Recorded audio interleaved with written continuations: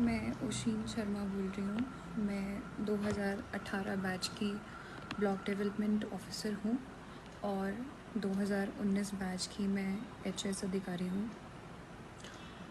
और मेरी शादी विशाल नेहरिया, जो कि एमएलए धर्मशाला है प्रेजेंटली, उनसे 26 अप्रैल को हुई थी।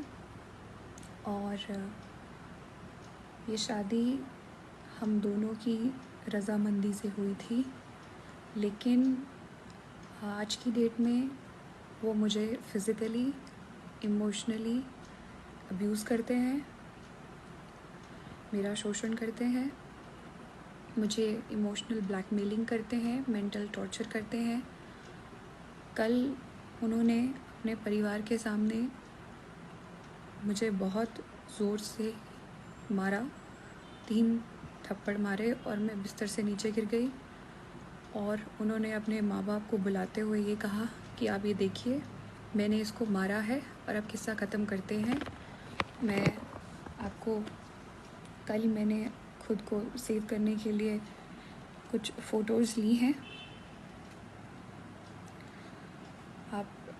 आप देख सकते हैं कि उनकी उंगलियों के निशान मेरे चेहरे पे हैं और मेरे पूरे फेस में बहुत ज़्यादा पेन है।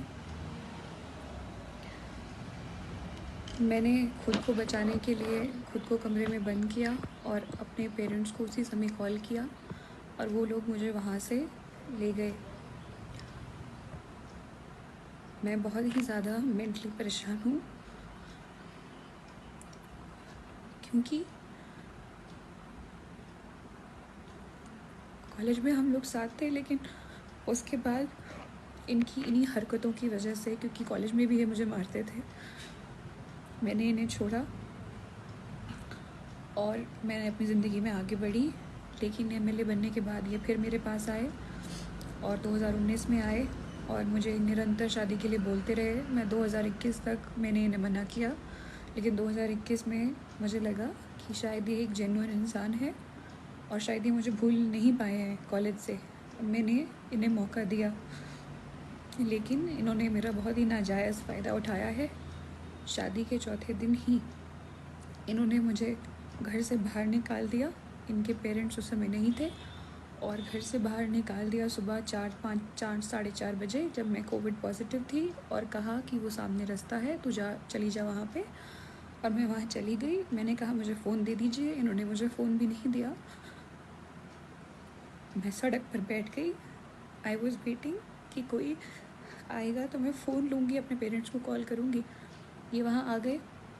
इन्होंने ग्लास की बॉटल उठाई और थ्रेट किया कि मैं इसको अपने सर पे मार दूँगा अगर तो मेरे साथ वापस नहीं चली। उस ब्लैकमेलिंग के बाद मैं घर चली गई इनके साथ वापस। मैंने कहा आपकी मम्मी को पता होना ज़रूरी है। इन्होंने छुरी ली और रसोई में चले गए, वॉशरूम में खुद को बंद कर लिया और वहाँ पे ये धमकी दी कि मैं खुद को मार दूँगा अगर तुमने बताया। तो मैंने इनके माँ बाप को नहीं बताया।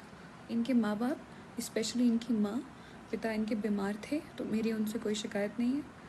इनकी माँ ने मेरी फैमिली को इतनी बार बुला के ज़लील किया है और ये झूठे एलिगेशंस लगाए हैं कि मैं इनके लड़के को मारती हूँ। इनके लड़के ने भी मेरे पे फॉल्स एलिगेशन लगाए हैं कि मैं इन्हें अब्यूज़ करती हूँ, मैं इन्हें मारती हूँ। मैं अगर इन्हें मारती हूँ तो आप ये मुझे बताएं, क्या ये इस प्रकार के आदमी हैं कि एक मार खाएंगे? इन्होंने मुझे फरवरी 2021 में भी, चंडीगढ़ में थे हम होटल में, बहुत मारा। उस वक्त ये ड्रंक थे। इन्होंने मुझे आधे घंटे तक पीटा। इस इंसिडेंट के बाद भी जब मैंने कहा कि मैं पुलिस जाऊंगी, तो इन्होंने मुझे वहाँ पे इमोशनल मैनिपुलेशन करके रोक लिया।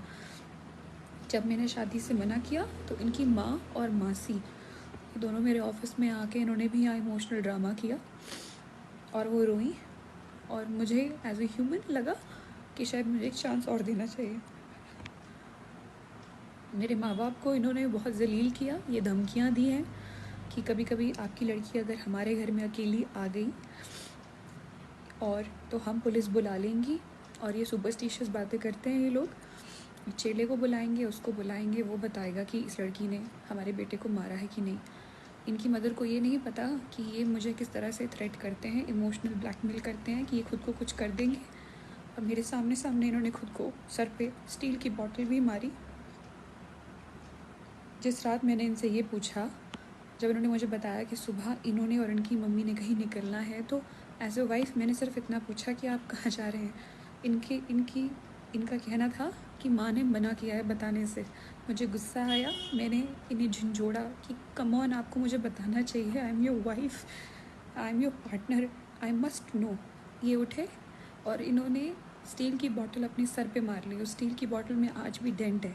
बाद में ये मुझ में एलिगेशन लगाई है कि मैं इन्हें अब्यूज़ करती हूँ और मैं इन्हें मारती हूँ।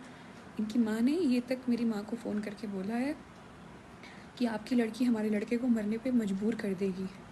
मेरा ये वीडियो बनाने का एकमात्र ये मकसद है कि मैं सबसे, पुलिस से और सभी से सिर्फ अपने अपने परिवार की सेफ्टी चाहती हूँ। और अगर इन्हें कुछ भी होता है तो I am not held responsible for that, I should not be held responsible for it. ये लोग कोई किसी भी प्रकार का एलिगेशन लगा सकते हैं। Vishal has been forcing me to have a kid. I have told him numerous times that he is not mentally fit to be a father, and he has been forcing me.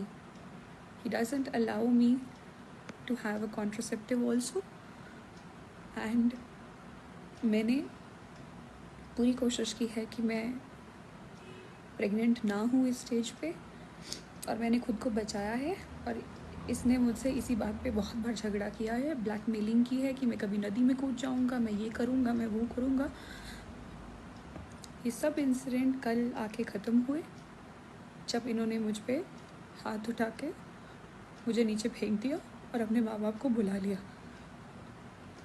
कि मैंने इसे मारा है। मैं अपना सारा सामान लेके अपने माँ बाप के साथ रहता आ चुकी हूँ। आज से पूरे 5 दिन बाद मेरी ट्रेनिंग है हिब्बा में 1 जुलाई से।